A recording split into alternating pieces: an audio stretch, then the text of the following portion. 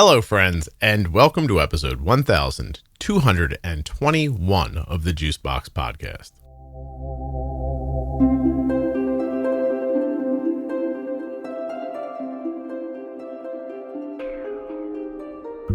In August of 2021, I put up an episode called After Dark, Diabetes Complications. It's episode 531, and it's with today's returning guest, Mike. You do not want to miss it. Honestly, go listen to 531 if you haven't heard it, and then come back and check out Mike and his wife Karen in this episode as we get an update on Mike's life and how things have been going for the past 3 years. Please don't forget that nothing you hear on the Juicebox Podcast should be considered advice, medical or otherwise. Always consult a physician before making any changes to your healthcare plan or becoming bold with insulin. If you're living with type 1 diabetes, the After Dark collection from the Juicebox Podcast is the only place to hear the stories that no one else talks about. From drugs to depression, self-harm, trauma, addiction, and so much more. Go to juiceboxpodcast.com, up in the menu, and click on After Dark. There you'll see a full list of all of the After Dark episodes. If you're looking for community around type 1 diabetes, check out the Juicebox Podcast private Facebook group, Juicebox Podcast, Type 1 Diabetes. Guys, this episode of the Juicebox Podcast is sponsored by Touched by Type 1, and they have an absolutely free conference coming up in Orlando, Florida, very, very soon that I will be speaking at. Touched by Type 1's free conference is on September 14th. It's an absolutely free all-day event. I will be there speaking, and registration is open now. Absolutely free registration. Don't forget, touchedbytype1.org. Go to the programs tab. I'll see you in Orlando. This episode of the Juicebox Podcast is sponsored by the Eversense CGM. Eversense is going to let you break away from some of the CGM norms you may be accustomed to. No more weekly or bi-weekly hassles of sensor changes. Never again will you be able to accidentally bump your sensor off. You won't have to carry around CGM supplies. And worrying about your adhesive lasting? Well, that's a thing of the past. EversenseCGM.com/juicebox. US Med is sponsoring this episode of the Juicebox Podcast, and we've been getting our diabetes supplies from US Med for years. You can as well. usmed.com/juicebox or call 888-721-1514. Use the link or the number, get your free benefits check, and get started today with US Med. My name is Mike Green, live in San Diego, and this is Karen, my trophy wife. Karen, how are you? It's nice to meet you.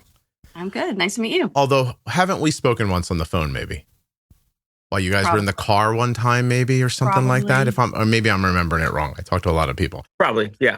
Mike is a past guest. He was on episode 531. It was an After Dark called... No, wait, that's not right. It's episode 151. Is that right, Mike? No, it's 531. Hold on. 531 was the After Dark Complications. After Dark Complications. Okay, I'm sorry. I'm looking at... I also have another episode called Complications Are Complicated. Who named that one? A genius. I don't know. And I did another on how we eat episode. Right. Keto, which I am... Well, we'll get into it, but I am not as keto as I have been in the past for reasons that will unfold here. Okay. So you were in 531 After Dark Diabetes Complications and How We Eat Keto, which is 496. Sounds about right. All right, cool. You're back now. Listen, I don't have a lot of return guests, but I like Mike a lot. And beyond that, his story resonated throughout the podcast. A lot of people became very interested in what you shared. And I think, if I'm being honest, I think you're maybe the first time that I really just let people talk about complications and just you just unfolded a lifetime story of how you got where you were and what was happening with you. And I think it was a growth moment for the podcast too. You know, not that I was hiding things from people before that, but I just never really found the right person to dig into it. And you certainly were the right person at the right time. So I'm always very appreciative of that. Thank you. Miriam, but tell me why you wanted to come back on, because you approached me. Well, in the complications episode, at that point, we were working at going out on disability. Basically, just, I was diagnosed in 1976. Back then, there was no good insulins, no meters, no nothing. Basically given a 30-year lifespan as a kid, told by a doctor. And, everything caught up to me. But getting ready to go out on disability because things aren't working like they should. I can't do what I did. The preparation for going out on disability, COVID hit, kind of not working, getting ready to go out on disability. We thought it was going to be a 3 or 4 year battle, bunch of denials and having to really fight for us, getting a spitball lawyer at the end to try to help us through it. And Karen had always said, okay, you need to prepare yourself mentally for this as well. And he did not. He did not prepare himself. Well, I did not. No, we did all the proper work, got the right doctors, got the right paperwork, and it went through quick, like just really 6 fast. months. I mean, it went through quick. So you went from let's remind people a little bit about what kind of work you did. I was a piano and instrument repair technician for the school district at the time. So it's pretty physical. Tuning pianos is physical with your shoulders, your arms, your hands, repairing instruments. You got bent trumpets, flutes. It was really physical. Yeah. The neuropathy in my hands, I basically can't open a Gatorade bottle anymore. Okay. I can do like Costco water bottles. So for people who didn't hear you the first time, you had I guess what they colloquially call trigger finger, but it's Dupinger's. Is that right? Dupuytren contractures. Yeah. I had a bunch of those surgeries, especially on my right hand. Yeah. My left hand, the doctor, so I'm missing both my pinkies at the first little nub. Mm-hmm. He did bad surgery, which made me have to amputate my left finger. My right finger, my right pinky, it had so many Dupuytren contracture removals that the blood flow was compromised on the outside of my finger. And basically the next surgery was, it wasn't going to live. So I had to have it amputated as well. Yeah. So for people who can't see you like I can, both of your hands at the first knuckle on your pinky from the first knuckle up, gone. Yep. Yeah. He's double nubbed. Double nubbed. Double nubbed. At least you have a good sense of humor about it. But so this work becomes more and more difficult. You have other complications that before you found the podcast, your eyesight was a problem. I'll let you talk about how that's going now later. But the other thing that I really one of the key takeaways for me, and you have to understand, I talk to a lot of people every day, but the way you explained to me that brain fog was one of your complications from diabetes. Yep. I remember that striking me so solidly. I've never forgotten that one. I swear to you right now, if you would have held your hands up, I would have thought, oh, that's right, Mike doesn't have his pinkies. But that didn't stick with me. It was the brain fog thing that stuck with me the most. Yeah. And how much did that impact your ability to work?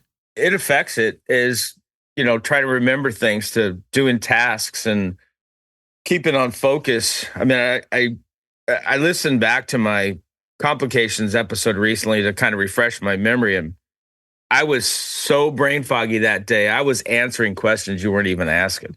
And really? Yeah. Yeah. It was just you have this inability to, I don't know, how would you explain it?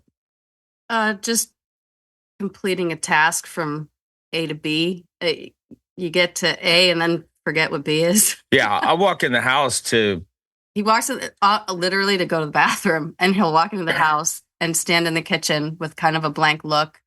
And I'll say, did you have to pee? Oh, yeah. No kidding. Mike, how old are you? I am 58? 57. 57. I'll be 58 this July. How old were you when you were diagnosed? I was around 8 or 9. What was 76? 1976. Yeah, I finally went back and figured out the exact. It was 76. Okay. So I was misdiagnosed. Right around age 10. Yeah, misdiagnosed with an ulcer from the stomach cramps from a GP for about a year. And then finally properly diagnosed as I was almost done, Yeah. just emaciated and the likes. And Karen, how long have you guys been together?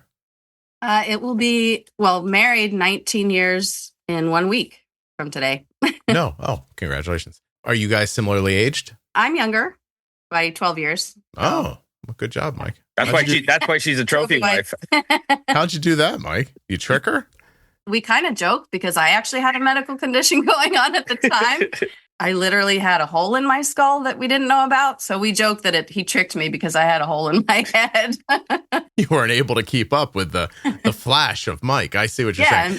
And by the time it got fixed, we were already married. So I don't want to go too far down this road, but you had a hole in your skull? I did. I had something called a cholesteatoma. It usually grows on the eardrum. And I actually had one in my ear canal. It's not like a cancer or anything. It's just a growth that's very destructive. And it had eaten the bone from the top of my ear canal up to my brain. Does that repair itself, or what do they do for that? No, what do they they had do? To do a surgery. Do you get like a plate? I do now. The first surgery took out the cyst itself and put everything back together, but it did get infected.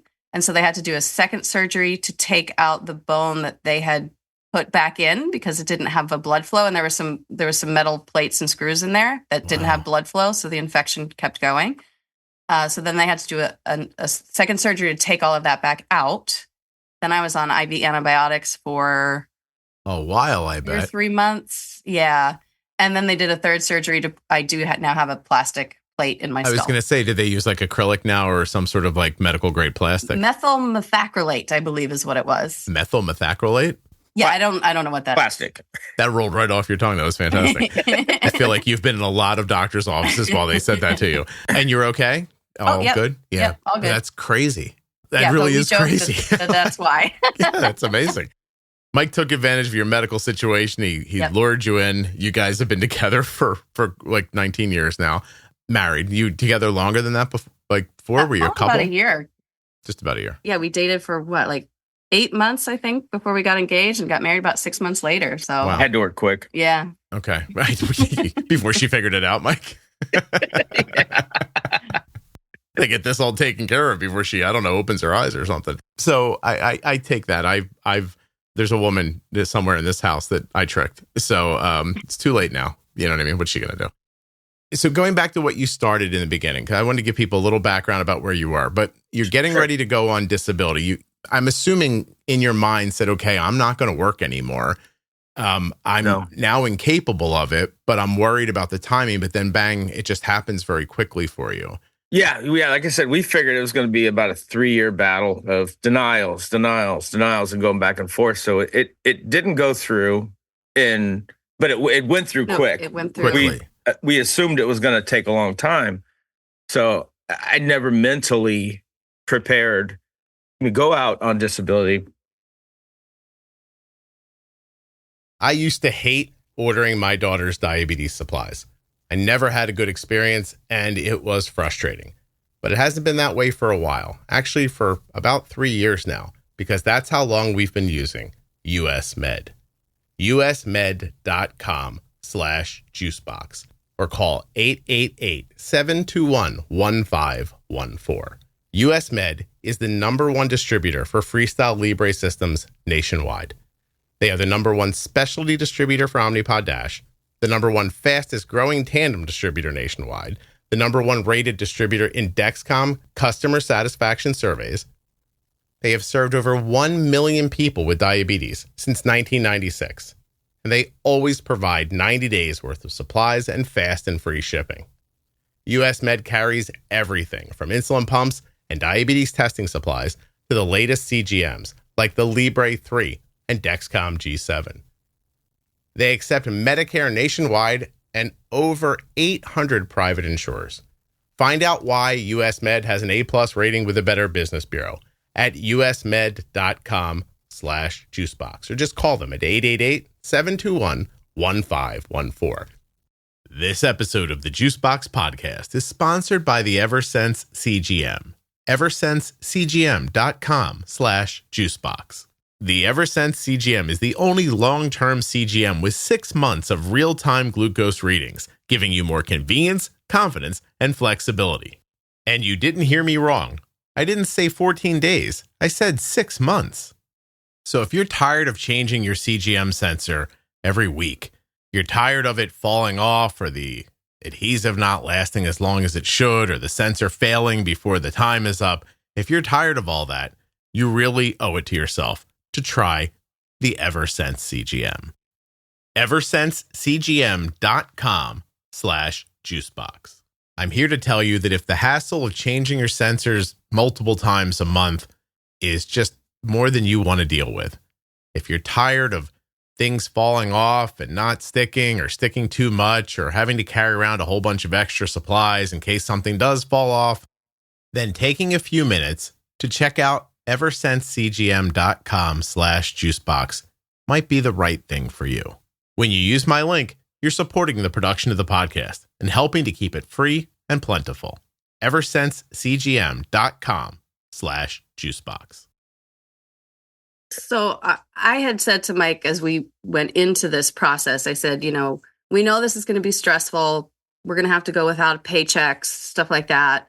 Money's going to become tighter. It's going to be stressful. So I said, let's try and keep that in mind and try and, stay positive about it for the process itself. Karen, I know why we're together today, so I don't feel weird asking this. Why did you feel like you had to tell Mike that? Because I know that he internalizes a lot, and if he doesn't prepare for it, if he doesn't express it, if he doesn't talk about it as it's happening, it can get on top of him. Pile up on him. Yeah. Okay. Yeah. And so you guys are raring for this fight of we're not going to be able to pay for things. So you're not really thinking this is going to happen, but instead it happens quickly. And then, Mike, you're very quickly met with the stark reality that you are not a working member of society anymore and that your health caused you to have to stop working. Is that about right? Yeah, that is correct. And I was the guy. There was nothing I couldn't do. I fixed things. I built things, built a house, it was heavy in the off-roading and, activities that when you rolled your Jeep or went off a cliff, I was the guy that winched you up or fixed your rig or, I was that guy. And now you can't open a Gatorade bottle. Yeah. So going out on disability and then trying to live life and be, figure out who I am. It hadn't reared its ugly head yet. So, and I had tried to encourage him too, to consider what life was going to be like when it was approved. Yeah. Because that was really the only end result was we would get it approved. That was kind of the only option. Right. And it just happened, when it was approved, I took that as a great thing. Like, holy crap, we did it. We did it right. We did all our work. We got all our ducks in a row. We did everything we needed to so that it kind of flew through. And I think he took it as a kick to the balls that I am so bad off that this notoriously difficult process. Yeah. They were like, oh no, this guy right through. Let's go. Yeah. Rubber stamp. Boom. Done. Oh, Jesus. Did you see his finger? And so you feel, Mike, more broken than broken at that point? I want to say I didn't feel that broken at that time, but I knew I had restrictions. I knew I couldn't do things. I think looking back, the hindsight of it is it kind of triggered a low grade depression. He was still basically functional throughout the day, but I could tell he wasn't really as happy. And you shouldn't necessarily be happy that you're now on disability, but right. This big stressful thing was now over. Yeah. I was relieved, and I could tell he wasn't exactly relieved by it. Right. So you were worried about the money part. That didn't become an issue. So you're like, oh, this is great.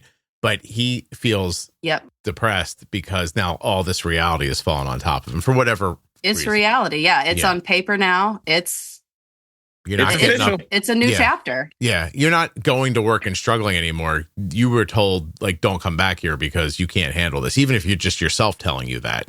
And then does the depression build on itself? Yeah, it built slowly. Okay, so my disability basically just pays for the mortgage, but I like to travel. I like to do things, go out, but that costs money. Mm-hmm. So I can bring food home to us. So I end up door dashing to try to make some spare cash. I can bring tacos and hamburgers to people. Right. So I'm doing that.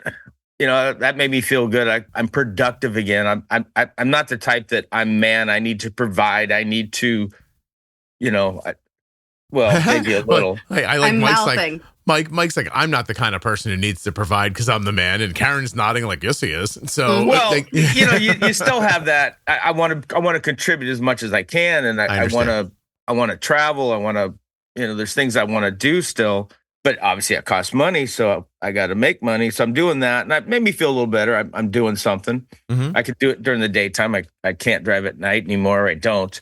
That was helping. And I guess the biggest kick in the balls was I've got a 3-wheeled motorcycle. I can't work the clutch anymore with my hand. My hand will lock up or it'll dump the clutch. So I got this 3-wheel motorcycle that's pretty much automatic. Can I just interject here? Okay. Please.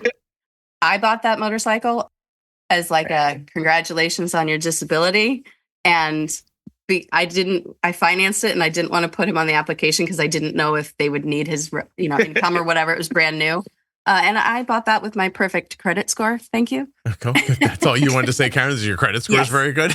Yes, I have a perfect credit score. Trophy wife and sugar mama. I appreciate it. But when you're buying it for him, do you know he's not going to be able to like operate it? No, this is when he can operate. The automatic one he can operate. This is when he can operate. And we had talked about getting something like this before. I see. Something that he actually can operate. So it was like, okay, this new chapter is starting. We're excited. I'm excited anyway. Now we have this fun new toy and he takes a trip on it. Yeah. But when I had my piano service, I had a Goldwing that was my service vehicle. I drove 150 miles average a day, 6 days a week. But in 2016, I had to sell it because I couldn't operate the clutch anymore. And trying to hold it up, it was sometimes difficult with my problems of my neuropathy in my legs. Okay. So it's glide and go. Bounces up. But Mike, I'm remiss if I don't ask you, so soon after you not being able to make money anymore, Karen's like, here's a motorcycle I paid for. Like, do you think, I couldn't have bought this myself at this? Like, do you start, because I was a stay-at-home dad for a really long time. I didn't have an income.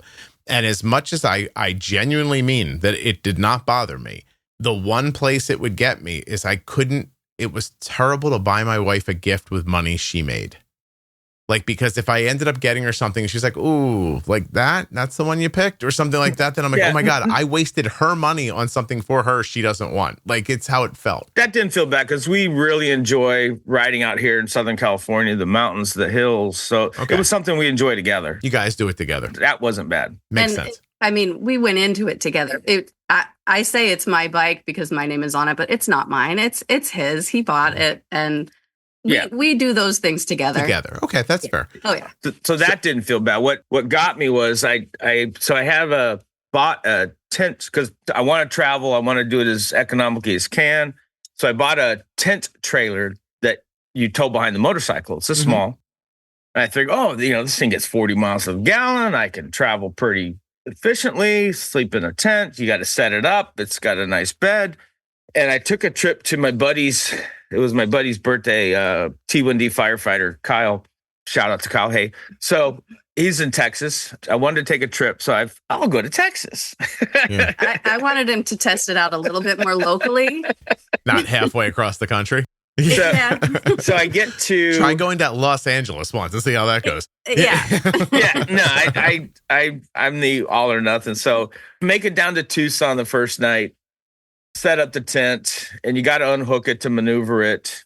It's not that heavy, but with bad shoulders and all the other that's going on, I got it set up pretty quick, and it should be about 5 minutes to put it away. It took me 4 hours to pack it up. I was just struggling miserably. That was the proverbial kick in the balls that, man, you're not who you were. You are not the person you were. You're not capable. You're not. It just killed me. I ended up getting hotels every night after that. It took me 4 days to get there and 6 days to get back. And from when I got back, and Karen will tell you that I collapsed. I went into such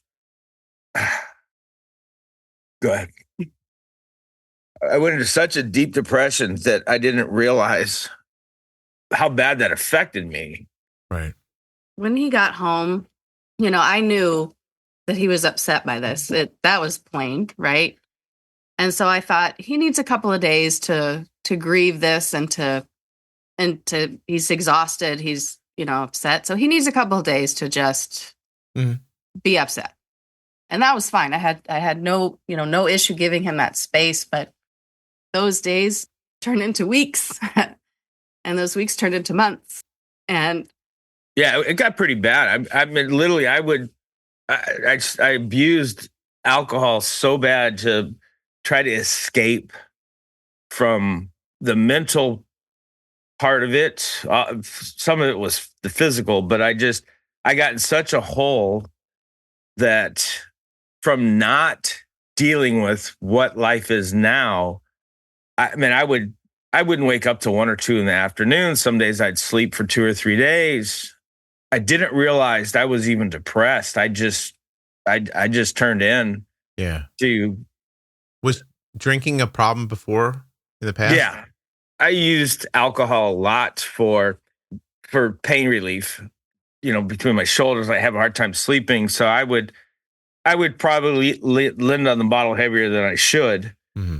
And I meant, Scott, I could drink a whole handle of Bacardi a night, and I would it wasn't good. it got to the point where he literally was like a zombie. He would be asleep all day and up at least part of the night. I don't know. I was sleeping, and I think he was just in a YouTube hole and drinking and drinking, and that was his whole. Karen, how long did that go for? It was a couple months. Okay. And then there was another kind of breaking point in that. And it happened to be when my mother was visiting because, of course, why not? Add that in. So she was seeing how miserable he was too. And I think because my mother was here, he was trying to perk up a little bit and because he's usually the one that does the cooking. And Mike's a very gregarious guy. Like he's like a warm, happy, like good to be around person is how he seems. He loves to entertain and he loves to cook for people. And I think he was really trying to do that for her, even just one meal. Mm-hmm. And literally he made one dinner for us. And later that night, he said, I'm having chest pains. I think I'm having a heart attack. I need you to take me to the ER. Yeah. So trying to pull yourself together for a day might put you in that situation, you think? Yeah. I, in my head, was going, okay, you're not having a heart attack. I know exactly what this is, but you're not going to listen to me. So let's go to the ER. Yeah. So he's having a panic attack. And because for months prior to that, he's basically cocooning up in a way that he does not have to think about life or anything, because the minute he stops and tries to function the way he used to, then I'm useless. I couldn't get that camper set up. Like that whole thing hits him again. Yep. You feel like your life was over, Mike? Yeah, I did. But I didn't realize it. And I didn't know what I was doing to Karen and how that affected her. So we go in the emergency room. They immediately put me on the EKG, and guy's like, it's not your day. Yeah. But we'll figure out what's going on. I would say something though, Mike. You said you didn't know how it was affecting Karen, but at the same time, you tried to just be cognizant of dinner and it almost ruined you. Like, I think if you would have tried to stop and say, this is how I'm acting, I wonder what's happening to her, I think you'd have had a panic attack there too. Oh, absolutely. I don't think you could have handled anything at that point. Is that about right? I knew that in that time, what I was struggling with was after that ER visit, because as the doctors are coming in and out, that's when he was finally cognizant enough for me to have a conversation with him to say, do you recognize that you're depressed? And his answer was no. And I thought, it's so obvious. Like, how do you not know? So I didn't have an expectation that he would be thinking about me in that time. Sure. But once he did kind of start to wake up and go, you're right, I have been really depressed. I do need to work on this. I need to figure this out. He still hadn't put that puzzle piece together of what I was going through during that time. Yeah. because I lost my partner. Right. You know, Yeah. I lost my support system. Yeah. Jeez. Well, he was probably thinking, well, the motorcycle's got 3 wheels. She doesn't really need me anyway. But no, I hear what you're saying. Like you're having an experience and he's having an experience. Yeah. He's incapable of thinking about the whole nature of your relationship. You're probably worried about him. And at the same time, able to look and go, this is a show. Like, right. Like, holy crap. Like, this is it. Like I'm 40 some years old. I'm married to this guy for 17, 18 years. And this is the last days of this. Like, holy hell. That's exactly what I was thinking, because I thought he knew he was depressed. I thought he knew. Mm-hmm. And I thought he had chosen to give up. But when he didn't know, it was harder on you than if you thought he gave up? No, the fact that he didn't know, that we can work on. You actually felt better about that? I did, because now he knows. Now he's actually making a choice. I thought he had already made a choice. I see. To give up. Okay. So happy day. Yeah. It got better from there. It did. Yeah. And she was ready to leave. I didn't even realize that. Do you have a bag pack, Karen? Well, how far were we into that? I was on Zillow looking for condos. No kidding. Oh, well, with because, your credit, again, that would have been a hell of a condo, right? Because again, I thought he had made a choice. I thought he had made a choice to give up. Mm-hmm. And now I had to make a choice. Right. You know, do I save myself and get out of this for myself? Or is this the rest of my life? Do I let this happen? It felt like not only was he drowning, but he wasn't kicking anymore. And if you jumped in and grabbed him, you were both going down. Exactly. Oh, and Mike, you had no idea she was like looking for condos? I had no idea. One, I was depressed. I had no idea what I was doing to her. I had no idea. I didn't know until in the emergency room that when she said, "Do you realize you're depressed?" I'm like, no. Yeah. And then it kind of it kicked in. Yeah, that's what opened the door, because we weren't able to communicate anything during that time at all. Mike, did you know you were drinking too much? I knew I was drinking too you were much. Aware of that. I didn't care. I didn't. I guess I did give up unknowingly, and I just didn't care. I didn't want to realize what I had become, or what I was, or what I was incapable of, or I missed who I was. I missed what I could do that I couldn't do anymore. I as I think about it, that was the only thing I could reach for at the time. Karen, I'm sorry. Can I ask you a question, Karen? Like, you know Mike's story, right? So you know he was diagnosed at a time where people didn't get good care. Yep. And that probably every one of the physical problems he has today is the little random bad luck of being diagnosed with diabetes at a time when they didn't have those ideas, right? Yep. So how long are you able to hold on to the idea like this isn't his fault before it becomes, I can't care if this is his fault? I knew, obviously, going into the relationship, going into the marriage, that diabetes was going to be a stressful thing, right? Mm-hmm. It just is. You know, I knew there was going to be extra expense, extra stress, that kind of stuff. And that didn't bother me. You know, it didn't deter me, I guess. I don't think I was prepared for how mentally impactful it is for both of us. Yeah. You know, how depressing it can be. Or I don't know if I'm answering your question. No, but how it gets up on you kind of, and you don't see it coming. Yeah. Right. And then all of a sudden there's thing. But my real question is if it's a great explanation of something, but not of my question. So I'll try again. Right. You're aware that he didn't have good care and that he had complications, right? Correct. But do you really know what that means in the moment when you meet? Like, do you know, like one day he's going to lose his pinky and he's not going to be able to like fix a piano and like that. You don't really have context for that. So you learn that along the way. Like at some point now you're aware of what happened to Mike. You're aware that if Mike was born in 2006 to me, that he'd be my daughter off somewhere with like a grade A1C and no problems. Right. Yeah. And so I assume that brings a lot of compassion out. Yeah. But how far into his problems before that compassion's not enough for you to go, I got to get a condo?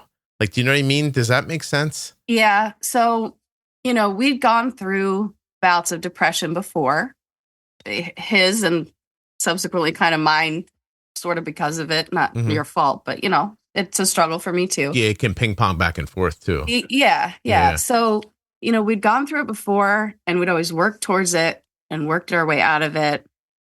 For this round, once he finally realized that it was too much for me, I told him that. I said, I've been giving you a lot of support. Yeah. And I need it back. Yeah, no kidding. So, especially, as a woman in her 40s discovering the joys of perimenopause. Listen, Mike, pull it together because I'm about to go nuts, okay? That's basically what I said. I was like, look, buddy, I've given you everything I've had for the last couple of years, and I have nothing left, and I'm going to need it back, and you're going to need to get your together because I'm going to lose my mind. Yeah, no, I hear you. When you pointed it out to him, he accepted it right away. Were there any excuses? Not my fault. No. It's no. And Mike, No. that's commendable. Like because you easily could have said what I just said. You could have been like, look, I was diagnosed in the 70s. I didn't know any of this was happening. Like, this isn't my fault. But you don't do that. It's one of the things about you that I find genuinely heartwarming is that a lot of bad stuff happened to you. None of it's your fault. I've never once heard you say, why me? Wasn't my fault. Not my fault. Can't blame me. Like, I've never heard any of that from you. So when you said there was work to do, like, did you know what the work was? Did you have to go to talk to somebody? Did you and Karen figure out together, like, how to take steps to get you through that? I thankfully have a wonderful therapist. Okay. That I had to get back to see, and but Karen goes to most of my appointments, had worked with over the years for some other issues. So she knew my story. So literally within 5 minutes of, starting the appointment, you're in session, and was able to get down and figure out what was going on in my head. And I once Karen mentioned that in the hospital, it's like, I saw the light bulb. Yeah. Like, he's like, I didn't mean to be doing this. No, I felt, Right. I felt horrible for what I put her through. Sure. To know what you did to your spouse, as the person you love, your partner, it tore me up. It still tears me up. But to hear that and figure it out and realize what I did unknowingly. It's not your fault. Like, well, listen, I'm married, and everybody who's married knows what you're talking about. Yeah. So, I mean, at some point, that was part of, I had to work on it, had to figure it out. I had to get help. Yeah. And what I told him through all of this is, I'm always going to support you through whatever you need supporting through, but only if you're helping yourself first. Right. I can't help you if you're not willing to try. You know what I mean? Yeah. Karen, do you think you would have left and stayed left, or do you think you would have left to try to jumpstart him? Probably more of a jumpstart. Yeah. Because I actually did. I did go away for a weekend right after that hospital visit. Because his light bulb had gone off. He was starting to come around. He was going to get back with his therapist, but he still hadn't seen how hurt I was. And it was like he was just trying to flip the switch back to normal. And I wasn't ready there. Space. Yeah, you got to give him a little space. Plus, just because he figured it out doesn't mean you're suddenly like free of all that has happened. Exactly. So I took off. I took off for a weekend. Yeah. He was, I think, a little surprised by that. I have a friend that has a cabin in the mountains, and I texted her on a Friday morning, and I said, is your cabin available? I need to get the fuck out of this house. And I packed up a few things. I took the dog, and I told him, I said, I'll be back on Sunday, but I need a break, and we'll talk about it when I get back. Mike, were you 100% sure she'd be back on Sunday? I was hoping. Yeah. I remember when my mom went to visit a friend. And then I'm going for a pack of cigarettes. Yeah. And then we didn't all live together after that. Yeah. No, I was hoping. Yeah. No, I imagine it was probably. So did that help her leaving? Did it give you some clarity, or did you have it already? I think I was already on the track. I knew she needed a break. I knew she needed to get out. I knew, it was more impactful of, what did I do? I don't want to say it. It made me want to get better faster, but I was like, I got to fix this. I got to fix this. Yeah, it moved you along a little bit, I bet. Yeah, yeah. And so, Mike, it's interesting because if people who have heard you on the podcast prior, if you haven't, I swear, go listen to Mike's episode if you haven't heard it before. But you had a number of significant problems that we're not going to like belabor the point and go and list all of them, but one of the things that you tell me privately when we talk all the time is that your vision has returned. Yeah. Since finding this podcast. Is that right?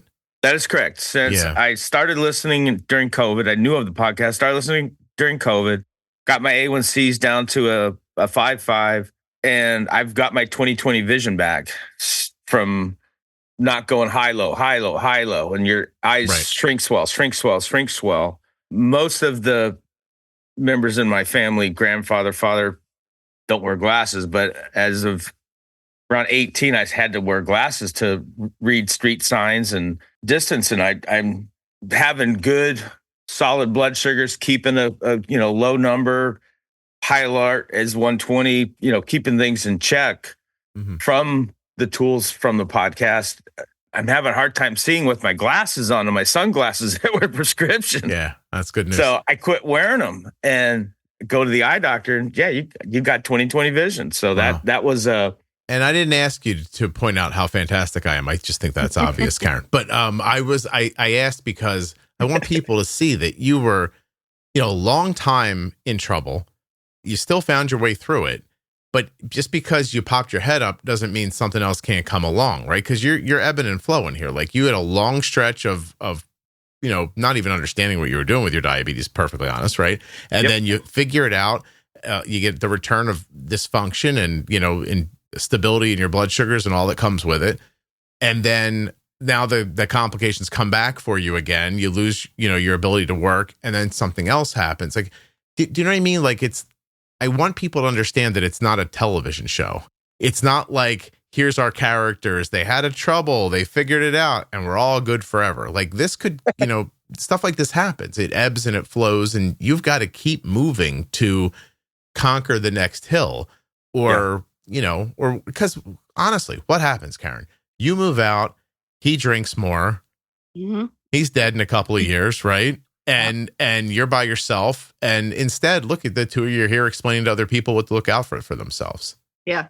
I mean, it's wondrous that you're here, but it's also not by mistake. It's a testament to who you are and how you react to these things. Do you know what I mean? Yeah, you have to, and it's we all know diabetes sucks. You hear a lot of people, diabetes, depression, this, that, the other, but you really have to seek the help, get the help, reach out. It's going to be depressing, but even just working on the awareness of being depressed, because that's something that Mike has had to work on with his therapist. Like, hey, when, a certain trigger happens and it kind of puts you in a mood for a couple days, you need to recognize those. You need to signs. But like, what do I do when I'm heading down that path that I don't recognize is the first step of that path when it's happening? Right. Right. Because then by the time you're jogging down the path, it's too late to turn back, and you're like, oh, Bacardi. And like, and now all of a sudden this is normal. Like now my sleeping and drinking and not talking to you. Mike, if I ask you to look back in hindsight, what's the one thing you could have done when you got back from that trip that would have avoided all this? Probably realized I needed to figure out what my life is now, my life with diabetes, my life being on disability, who I am as a person, as a husband, as, day to day, and what that means. And that was a lot of the therapy was to okay, now what are you? Like I said before, I was a guy that did everything. I was a guy that, you were in trouble, I came and rescued. And now I'm not that guy. We were watching a stupid movie last night, The Poseidon Adventure, and the ship's upside down. I'm thinking it was the 911. Oh yeah, 911 mirrored the Poseidon Adventure. I couldn't be the guy that I couldn't run out of the way. If you just get hit with a dining room table, you'd be like, uh-oh. And that right. It's just those moments. I mean, even yesterday I was trying to work on my motorhome. I was ready to call 911 to help me off the roof. I mean, I was like, I can't get off the ladder. So and it's just those moments that it's like, yeah. So recognize who you are now. Yeah. And be happy with what that is. And the other thing too, I mean, I'm gleaning from all this If I had to say where you made your mistake when you came back from your trip, it would be not telling Karen how you felt. I didn't know how I felt. Well, I knew how he felt, but he didn't. And so you assumed he was going to get through it because in the past he would have gotten through it. Yeah, I assumed he knew how he felt and just needed a couple of days to process. Yeah, we're boys. We don't really know anything, in case you're wondering. You really don't. It's surprising how dumb you can be. Head down, hit the next thing, see what you can get accomplished. Yeah. Give up at the end. I don't think men spend a lot of time thinking about how they feel, like generally speaking, especially a guy Mike's age. You know what I mean? I think if he had gone back from that trip and we had even just gone out to dinner or like had a conversation, I don't think we even had a full conversation when he got back. He literally crashed. Can I tell you why it doesn't matter? Because if he would have, because I would have done that, right? Like I would have come back, completely examined myself and overshared, and my wife would be like, shut up. And so it all depends on who you're saying it to as well. Like you were, again, you have some hindsight going on too, Karen. You're like, well, if this would have happened, I would have responded this way, but you might not have. You might have been like, f off, man. Like, leave me alone. You're a grown man. Figure it out. Like, you don't know what you would have really done. This is all hindsight. And I think that mental health, man, I have so many conversations with people where you just think it's unfair, like how quickly it hits you, and you don't even get the courtesy of what a physical health problem gives you. Right. You know what I mean? You don't even get the like, oh, my head hurts. I have a hole in my skull. You don't get, you know what I mean? Yeah. You get the like this slow, unseeable matriculation into this like pool of nothingness. And you did not see that you were heading there. And by the time you get there, you don't know the way out. If you even know you're there. Yeah. Yeah. That's just a good description. It's unfair. But I mean, you had each other and you worked it out. And luckily he tried to make dinner for your mom and everything got fixed. Yeah. So it was a good thing she was visiting. Well, but no kidding too. Like Mike, like at your core, you were like, even in the middle of all that, you're like, I love to get up and make a meal for everybody. And gee, you couldn't handle it. But because of who you were, not maybe unknowingly, but you were looking for a way to get back to who you were. Just when you got there, you couldn't manage it. That's all.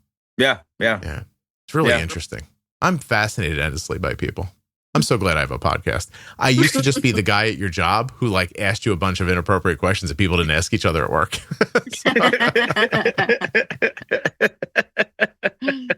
This is a much better use of my time, actually. Wow, it's really something. So, Mike, where are you at right now with your different complications? Like, where are things at? Or is anything progressing? You having luck keeping anything away? What's going on? Well, yeah, I know I'll never get better. Just trying to maintain and not have things get worse. Mm-hmm. I'm not saying my neuropathy in my legs or feet are getting better, but I don't use my walking stick as much anymore. I've got, so that I believe is progressing a little better.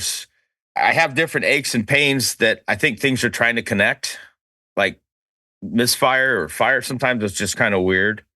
Obviously my eyesight, brain fog. I don't have as many bad brain foggy days as I was having by maintaining better blood sugars. Okay. I believe, but I still am brain foggy. I'm nodding. Yeah. Enough, but enough that you'd have to ask Karen because you're not sure. Yes. Right.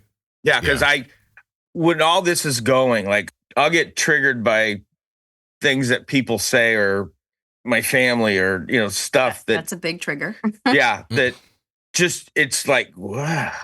And I question myself. Am I sane? Am I whole? Am I real? Is this real? Should I be doing this? And then it just spirals me for a day or two sometimes. Karen, I feel weird asking this in front of Mike, but do you ever wonder who he'd be if his blood sugars weren't all over the place for a lot of his life? Yeah. Because he's such a kind person already. Do you know what I mean? Yeah. I think he'd still be the 18-year-old kid out in the desert. Honestly. Yeah. I think he'd still be that. I mean, you look at pictures from when he was younger and like the smile plastered across his face. I remember one time when we first got together and we went out on your dad's boat or something, and we were tubing Mm-hmm. And that was when my brother was visiting. That was your coworker's my boat. coworker's boat. That's right. My coworker's boat. And we were tubing and he was laughing. I mean, we're on a motorboat. You know, he was laughing so loud in the tube that we could hear him in the boat. Yeah. And he was just having a blast. The guy in the boat was trying to whip me to make me crash. Faster, and he's laughing. As Mike told me stories from his life in the first episode he did with me, I had that feeling of like, he's like the Forrest Gump of people. Like he'd go from like one thing to the next to the next. And I'm like, how did you get to that? How'd you get that? You're on a boat now? You're doing this? Like, I'm like, you know, like that kind of thing. Like, that's how I think of him. Like, do you know what I mean? Like in that, and I obviously, my interaction with you, Mike, is limited, much more so than Karen's, obviously. But I wonder that because I try to get through to people all the time that, you know, I have a weird job. So there's a lot about diabetes that you're not going to know on the first day. And you might not know it in the first week or the first year, right? And it's my job to very slowly try to keep you entertained enough that you'll stick through these conversations and hear little bits and pieces so you can put it all together so that you don't end up a guy in your 50s wondering what your personality would be like if you didn't not take care of your diabetes or if somebody didn't tell you what to do. Because it's oftentimes no one's fault. You know, like it wasn't Mike's fault. Like it's not like Mike got like rock solid direction. He was like, that I'm not doing that. Like that's not what happened. You know what I mean? And you'd think that however many years later, this wouldn't be what's going on, but it happens all day long to people, like newly diagnosed people. And so I want them to understand that a vacillating blood sugar up and down, it changes how you react to things. And that is changing who you are, what your personality is like, and the experiences that you'll have throughout your life, you know, not just at the end, I don't want to lose half my pinky, or I don't want to not be able to hold up a gold wing because my legs have neuropathy. Like that's the stuff that's easy to talk about. But I mean, I just want people to understand the totality of what it is they're trying to accomplish. And if it's too much for them, then they need to take it in bits and pieces. That's fine. But for the people who really can handle the truth and they deserve to know. And without Mike and people like him, no one's telling those stories. Your doctor doesn't tell you that. You're not you get like you don't want to lose a leg one day. Like maybe if somebody's trying to scare you into taking care of yourself, they don't tell you, here's how you'll stop that from happening. You know, pre-bolus your meals, like fat might make your blood sugar go up 90 minutes after you eat. Like these are the things, like no one says this to anybody. And listen, someone does, but not enough. You know, there are far too many people who don't get the information. I'm trying to make it my mission in life to make sure as many people as possible know. Like that's really just what I'm doing. So you are, and it's scary to the medical practice these days. I had my GP sees my 5.5 and tells me I'm taking too much insulin. Okay, what should I do? Just take less insulin. Oh, okay. Yeah. And then I had a type 1 diabetic doctor that was mad at me and wanted me to be up at 7. Like, why? You know, and they don't teach you how to use insulin. I have a wonderful endocrinologist now that asked me, how did you obtain that? Yeah. And I explained to her, and she says, wonderful. You look at my time in range, you look at my percentage of highs and lows, but it's so scary, the lack of knowledge that is out there. They don't teach you how to use insulin. They don't teach you all of these tools and things. They don't tell you, you can do better if you want, you know, and here's how. They just don't do that. It's so frustrating to think, if somebody had told me that 20 years ago or whatever, you know, what my life would be now, or like Karen says, just seeing those pictures of me younger and seeing the promise, Mike, what could have happened. Like, and the reason I asked you about it isn't to make you upset. And I do apologize for that. I ask you about it because right now there's a doctor listening, and what I'm trying to say to him, like, or her, not so slickly, you know, is you have the opportunity to stop somebody 25 or 30 years from now from having this experience. Yes. Mike's life is now about like, let's try to hold it off as long as we can. Like, that's just the sad truth. There's stuff that can't go backwards for him. But everyone moving forward from here has an opportunity not to be in your situation. Yes. If someone helps them. And yes. I can't find everybody. You know what I mean? I'm not going to find everybody. I take a lot of solace from when people come into the Facebook group. It asks you that one question: how'd you find out about this? And more people say, my doctor told me about it. Yes. And I think that's terrific. But also you just said something that I've heard 100 times. I had a type 1 endo who told me my A1C was too high or too low. And you're like, oh, well, if I can't count on the type 1 endo to understand, like, what am I hoping for exactly? You know what I mean? Like, your GP didn't know you had a type 1 endo who was like, oh, your A1C is too low. Like, I don't know what that means, because if you didn't have diabetes, your A1C would be like 4.8, 4.9. Yeah. And, I know what the ADA says, like, under 7, you'll be okay. But they used to say under 8, you'll be okay. Like, so did they say, how long? Did they say it because that's what the technology can support at the time? Or do they say it because that's true? You know what I mean? Part of that too that I find so frustrating, because I have friends that are type 1, is she wanted to get pregnant and her endo said, okay, well, we need to bring your A1C down first. Mm-hmm. And it's like, if you can expect a pregnant person to maintain this lower number, yep, why can't you expect a non-pregnant person to do that? Why is my A1C not okay when I'm not pregnant, but it's okay when I'm not pregnant, but when I am, it's not okay? Like, wait, is it not okay? Or it's like saying, yeah, you can have a little sip of arsenic every day, just a little bit. Oh, not when you're pregnant. Don't do it then. Whoa, why can't I do it when I'm pregnant? Like, what the hell? Like, you know what I mean? Like, and I get it. Like, I'm not an idiot. I understand the big picture. Some people aren't going to understand. They're going to be low all the time. They're going to bounce around everything. But I still maintain, you tell everybody and you'll save some of them. Yes. Do you know what I mean? Like, we're not going to get everybody, but is that an excuse to not get anybody? That doesn't make any sense to me. Like, it doesn't. And that's also what's so frustrating. It's like, here are the tools, timing and amounts, and, get your settings tight, and not having one low one day at 1 a.m. and your doctor's messing with all your settings and like listen to your grand rounds. I mean, your podcast is doing a great job of getting the information out there. And I just want people to really, really, really focus on that is, don't live 20 years, 30 years with bad A1Cs, with bad control. I mean, you can do it. There is better. Yeah. It took me a while to figure it out, but like you said, I know I'm not going to get better. Hopefully I won't get worse, but right. That's the goal. I just want that message out there. And you do a really good job of that by sharing what is a very difficult, listen, I'm looking at you today. It's a very difficult thing to say out loud. I can't imagine, but I'm very grateful. Karen, did you listen to his first episode? Mm-hmm. You did. Okay.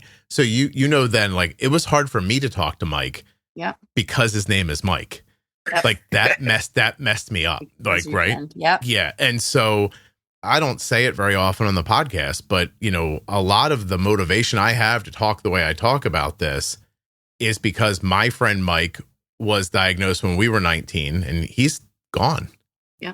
Like, he's just gone. And a more lovely person you're never going to meet. And he was in his living room one day talking about dinner and stood up to go make it and fell over face first. And then he was gone. Yeah. He started off on regular and MPH. His doctor never moved him along to faster acting insulin as time went on. He thought he was doing the right thing. I look back now with all the knowledge I have today, and I can't believe none of us knew. Like it's so sad that we didn't know the things that we knew. Like very simply, you'd stop at a urinal and you thought Mike was going to piss through the wall, through the porcelain and the plaster, and it was going to end up outside, right? And he'd always be like, oh, and he'd pee so much, and there was so much force behind it. But none of us ever thought, oh, he's forcing all that glucose through his kidneys, and I bet he's going to be on dialysis one day. But there it was, and now he's on dialysis. Then he has a heart attack, and now I'm in my mid to late 40s, standing in a hospital room, playing my buddy's best friend's, my buddy's favorite songs to him before I leave, because he's going to be dead. I'm not going to get back here again, and why did that happen? Because he was born at the wrong time. And then he didn't bump into a guy who said to him, hey, have you heard about Novolog? and Lantus. You know what I mean? Like, and by the time that someone finally said to him, upgrade your care, it was too late already. Yeah.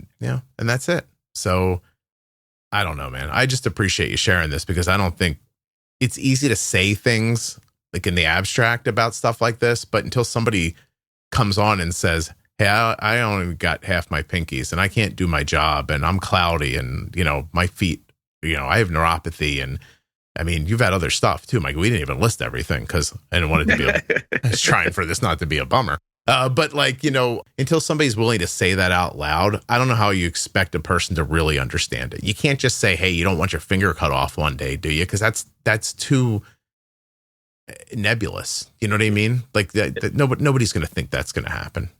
People don't talk about it. And, we have friends that are type 1s that I'm like, I'm not like you. I don't care what you eat. I don't care how you eat. I don't care if you take care of yourself, don't take care of yourself. But if you want some help, I'm here. I can give you some tools. Yeah. And we have several friends that are type 1. And I just think, oh my gosh, Well, and that's, Scott, why he reached out to you because, he did that complications episode and he's gotten feedback from people that said that really helped. That, was a light bulb moment for me that put some things together. And so he felt that it was important to come back and kind of follow up on that and say, hey, yeah, there's certainly a huge physical side of this disease, but there's a huge mental load that can pile up on you.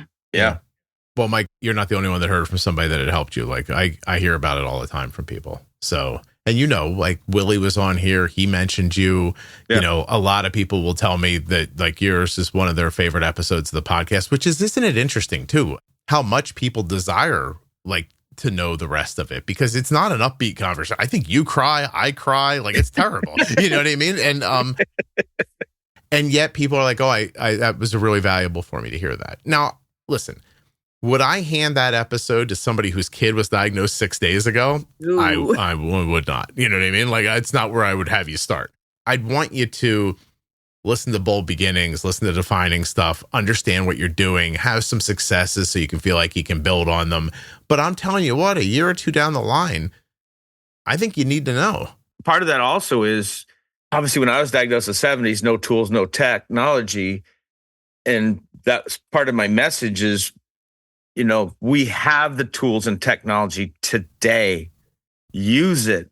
This doesn't have to happen to you. And that's my, any message, that's my biggest message. I just want to get across to people and let them know that, this, you don't have to have this happen. This doesn't have to be your end all or future or whatever you want to call it. Right. So, utilize it. And if you don't think you're getting good care, question.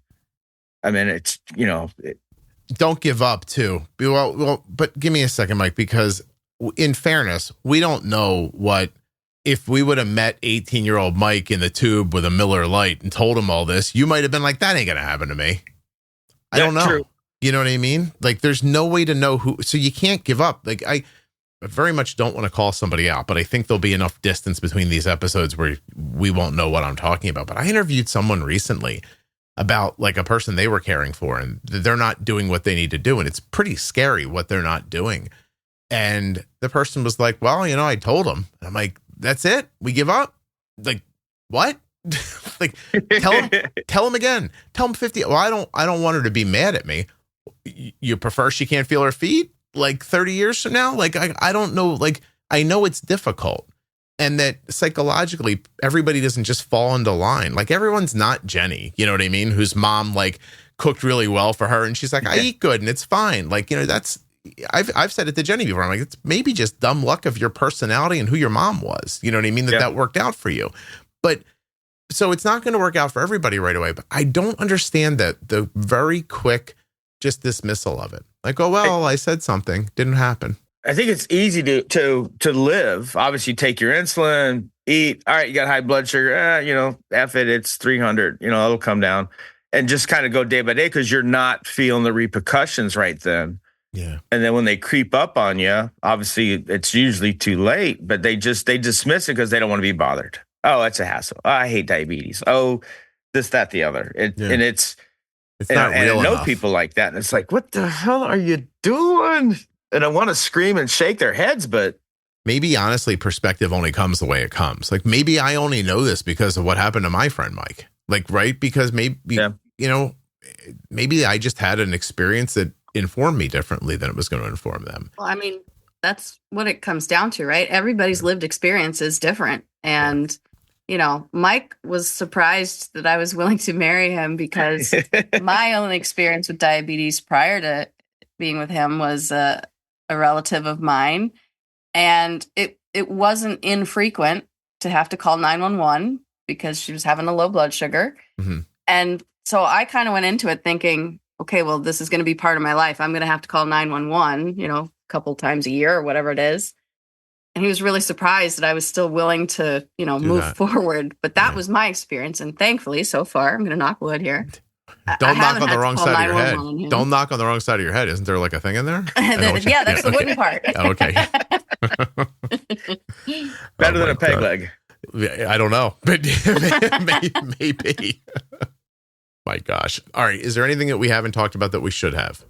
I don't think so. I forgot my notepad. I couldn't remember where I put it, but I guess just realize that this is, the long game of it. Take the best care you can of yourself. Utilize the tools we have today. Continually re-educate yourself as new insulins, new technologies. If you got a doctor that graduated in 1984 and he's still teaching 1984 medicine, for God's sake, get a better doctor. Don't rely on not great care.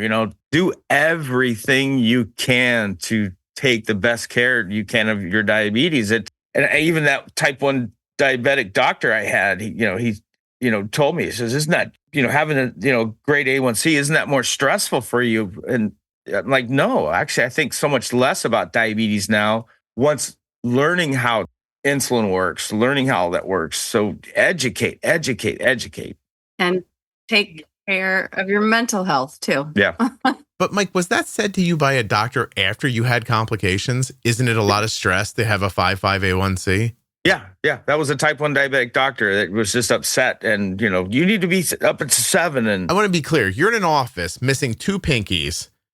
You can't work. You have all these problems from uncontrolled, unmanaged blood sugars through your years. And their advice was, you don't want to be stressed out by all this, do you? Yeah, that was his direct quote. Isn't that too stressful?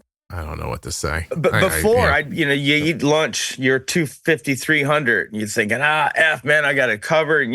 So you're dealing with that all day long. That was more stressful, I realized afterwards, than having my high alarm go off at 120 and, taking a peek at SugarMate, looking at the Delta and deciding, a tenth or two of insulin versus, I think so much less about it now. It just, it's really in the background, not in the forefront. When your electric bill comes and you think you can't afford it, not opening it is worse than opening it, knowing what it says. Like that, you just deal up front and keep going. And I mean, listen, it's easy to say, pre-bolus your meals, the day will go better. Don't let your blood sugar get too high, get ahead of it before that happens. You'd probably rather stop a quick low than be fighting with the high all day. Like all the things that you'll hear me say somewhere, they all lead to I think less activity during the day with diabetes, not more.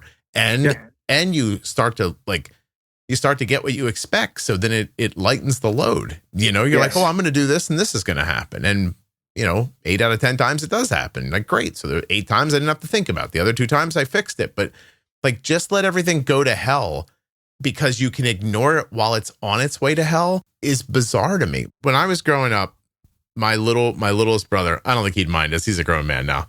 Rob was either in trouble and you were aware of it, or he was about to be in trouble and you hadn't found out about it yet. So oh God, I hope he hears that one day. I think he'll fucking laugh his head off when he hears that. I want somebody to tell me trouble's coming. Yeah. I don't want to pretend live and then the cops show up. You know what I mean? I want to is there something maybe we could right this ship now, before it gets to the end problem. I don't know why that's not common sense. So I don't know. I don't know either. I can't answer that. I don't know, but I know what like you said, open the electric bill, look at it, take care of it. And that's where I use the Delta so much. That's my biggest tool. What is it doing? Is it 120 plus 0? Timer, 15 minutes. So I remember to look at it again. And it's typically going back down to around 100. If it's 120 plus 3, all right. Address it before it gets up to the 150s, 200s.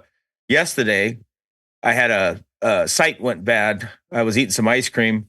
I've got a lot of scar tissue in my stomach area, so sights don't last long there. And I'm feeling like just absolute crap. And I look down, I'm 300. That's the first time I've been 300 in years since, listening to the podcast. And oh, okay. Hit it hard on, got right back down, but it, wasn't going to sit there and stare at it. And from having normal blood sugars for so long, I didn't realize how bad I felt at that high level. Right. And it's just, address it, take care of it. It wasn't like, we'll stare at it for a while. I'll give some more insulin. I got another day on the pod. No, change it. Yeah. No, I think knowing is better than wondering. Absolutely. That's all. Like I would much rather to go back to the electric bill, example. Like even if you can't pay it, I think it's less stressful to know that it's $400 than to wonder if it's $400. Like I just 100%. Think so. Yeah. That's a great analogy. Yeah. And if it's $400, like get rid of that hot tub. You're never in anyway. Very expensive. But I like it. Yeah. Bullshit. All right, Mike. I really do appreciate this, man. This is great of you to give of your time, and Karen for bringing Karen along and for her being willing to talk about all this too. I really appreciate it. Thank you. Yeah, no, thank you for doing the podcast. And what you're doing out there. It's a lot of great information, a lot of great stories. Listening to all the episodes, man, I've learned so much more about the world listening to people's stories and, hearing all the different episodes and just the diversity that's out there. And yeah, it's still diabetes, but it's, what's your twist? What's your story? What happened? And, putting those messages out there, I think is just so important. And the tools, it's just, thanks. You're very welcome. And I agree. I think listening to people's stories is maybe the best way to learn anything. Truly, honestly. When I do travel, I'll put your podcast. I'll listen for 4, 5, 6 hours. I've listened to probably every episode, if not twice, 3 times. I'll start from 100 to 200, 200 to 300, 400 back to. It's like you hear new things. Everyone should do that, and you're letting me down if you're not listening at least 3 times to every episode. But I'll tell you something. I'm not embarrassed to tell you. I listened to the podcast this morning. I got up in the morning and there was a cold wind episode, and I thought, I remember recording this. I don't remember enough about it. And I listened to it this morning while I was getting ready and doing stuff. And I mean, it's going to sound strange because I'm the one saying it. It's a good podcast. It is. Yeah. It's not a thing you just have to listen to because you have diabetes and damn it, I need to figure this out. And I think that's also part of why it's helping people is because it's actually entertaining. Yeah. And, and thoughtful and I love learning about the world and not knowing. Like I was telling Mike recently, I was interviewing somebody who, we talked about it before we came on. The guy said, the passing of my father, I used one of the episodes where you talked about like the 5, 4, 3, 2, 1 grounding technique. And he's like, and that was really valuable for me when my father died. And when he told me, I thought, oh, that's so weird. That's like a thing I thought of in the shower. And I then sent a text to Erica, who does like the kind of therapy like based conversations with me. And I was like, Erica, do you know anything about the 5, 4, 3, 2, 1 method? And she goes, yeah. I'm like, could you talk about it on the podcast? She goes, sure. I was like, let's do that. And then like a year and a half later to hear a grown man say like, you know what I mean? That thing you thought of in the shower, like it's very strange for me still. I know it works at this point. So yeah, it did. That was a great episode. I love all the series, the episodes you're doing, the cold wind, the rounds, just all of them. Thank you. They're valuable. There's tools I take from everything, all the different times, little nuggets you hear. And that's why listening back again, sometimes you rehear something. Oh, I forgot about that. I'm glad. Well, Mike, that is a 6x4 whiteboard behind me, and everything you can't read on that because it's too far away are my ideas for the podcast. So we'll see what comes next. but hopefully I can keep it going for a long time to come. Well, you're at almost 2,000 now, so I think you got a good streak going. I'm not going to stop. That's all. I'm not going to stop until somebody makes me stop. And I don't think they can do that. So I guess I'm okay. All right, man. Thank you very much. Hold on 1 second for me. Sure. Thanks, Karen. Thank you.